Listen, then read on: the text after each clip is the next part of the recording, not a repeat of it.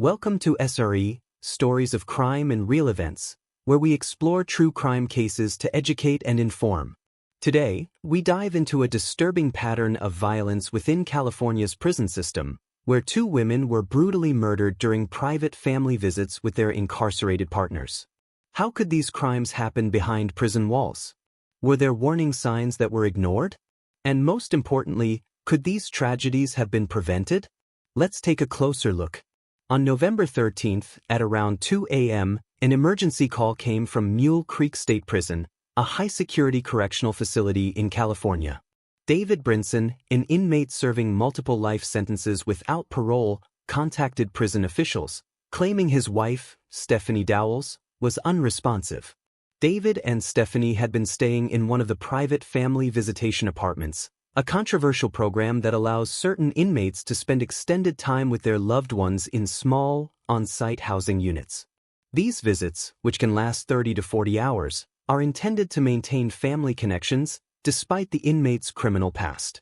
When prison officers arrived, they found Stephanie lying motionless. They immediately began life-saving measures and called 911, but it was too late. Stephanie was pronounced dead at the scene. An autopsy later confirmed the cause of death: manual strangulation.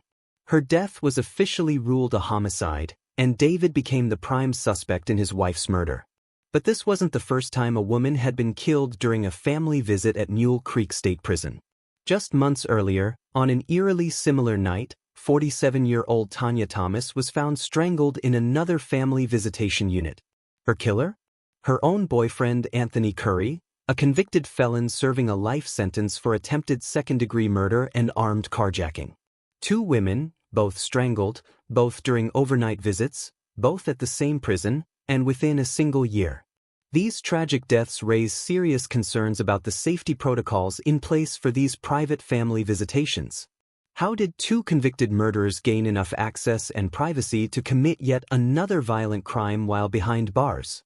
Following Stephanie Offen's murder, authorities launched an internal investigation into Mule Creek State Prison's policies. Were either of the men displaying warning signs of violence before the visits? Were the correctional officers monitoring the inmates and their visitors properly? What security measures, if any, were in place to protect visitors from potential violence? In the case of Anthony Curry, reports suggest that he had a history of domestic violence even before his arrest. Despite this, he was still granted private visitations, raising concerns about whether the prison system properly assesses risks before allowing these privileges. Additionally, the layout of the visitation apartments has drawn criticism. These units are designed to replicate a home environment, allowing inmates free movement within the space. While there are occasional check-ins from prison staff, the level of direct supervision is minimal, creating opportunities for violence to occur undetected.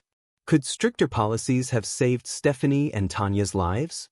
Some experts argue that violent offenders should not be granted unsupervised visits at all, especially those convicted of murder and assault.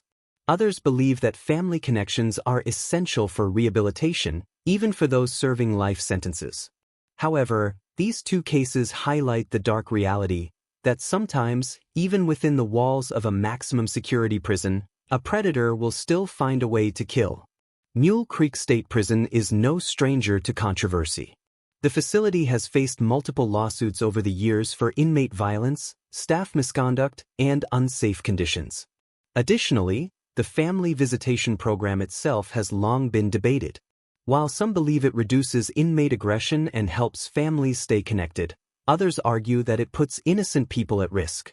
Following the deaths of Stephanie Offen and Tanya Thomas, many are now calling for a complete overhaul of the program, or for it to be shut down entirely.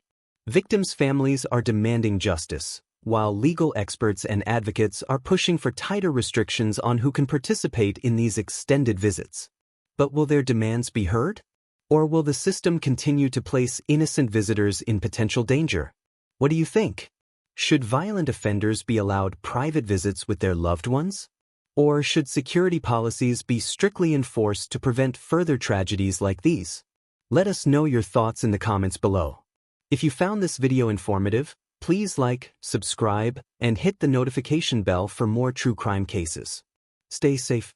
Stay aware.